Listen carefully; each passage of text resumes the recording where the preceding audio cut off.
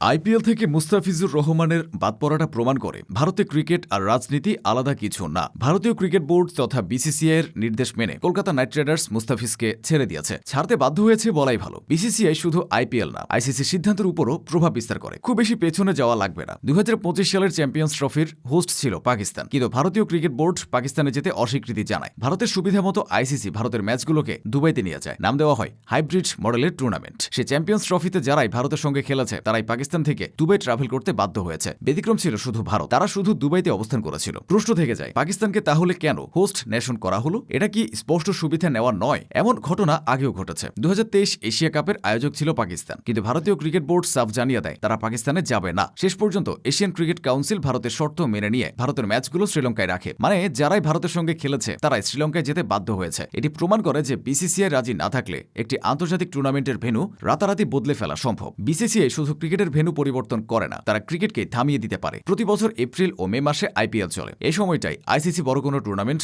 রাখে না। মানে আইসিসির কথা মাথায় রেখে আইপিএল চলে না, আইপিএল এর কথা মাথায় রেখে আইসিসি চলে। মে জুন মাসের সময়টাতে প্রায় কোনো আন্তর্জাতিক সিরিজ রাখা হয় না। এর একমাত্র কারণ হিসেবে বিসিসিআই এর অদৃশ্য চাপকে দেখা হয়। তারা চায় বিশ্বের সব তারকা যেন এই সময় কেবল ভারতেই থাকে। ক্রিকেট বিশ্লেষকদের একটি অংশের মতে ভারতের কারণে ক্রিকেট গ্লোবালাইজেশন হচ্ছে না। ফুটবলে যখন প্রায় অর্ধশত দল অংশ নিচ্ছে, ক্রিকেট তখন ঘুরে ফিরে সে 8-10টা দলেই বিশ্বকাপ খেলছে। একটা নতুন দল ফুটবল বিশ্বকাপে যতটা সহজে ঢুকতে পারে, ক্রিকেট বিশ্বকাপে ততটা সহজে ঢুকতে পারে না। ক্রিকেট খেলাটা জটিল, সেটা একটা ব্যাপার। কিন্তু সৌদি আরবের অবস্থাটা দেখুন। ভারত চায় না ইংল্যান্ড ও অস্ট্রেলিয়ার পর ক্রিকেটে তৃতীয় মোড়ল ঢুকুক। এজন্য ফুটবলে বাজিমাত করা সৌদি আরব ক্রিকেটে বিলিয়ন ডলার বিনিয়োগ করতে চেয়েও পারছে না, কোন এক অদৃশ্য শক্তির কারণে। সৌদি সরাসরি আইপিএলও প্রায় $5 বিলিয়ন বা 60,000 কোটি টাকা বিনিয়োগ করে লিগটির একটি বড় অংশীদার হতে চেয়েছিল। কিন্তু বিসিসিআই সাফ জানিয়ে দিয়েছে তারা আইপিএল এ কোনো অংশীদারিত্ব বা ইকুইটি বিক্রি করবে না। ধারণা করা হয় বিসিসিআই জানে যে একবার সৌদি আরব অংশীদার হয়ে যায় তবে লিগের সিদ্ধান্ত নেওয়ার ক্ষমতা আর এককভাবে ভারতের হাতে থাকবে না। ক্রিকেটে ভারতের আসল শক্তি তাদের 1.4 বিলিয়ন জনসংখ্যা। আইসিসির মোট আয়ের প্রায় 80 থেকে 85% আসে ভারতের বাজার থেকে। বাকি 10 থেকে 15% আসে ইংল্যান্ড,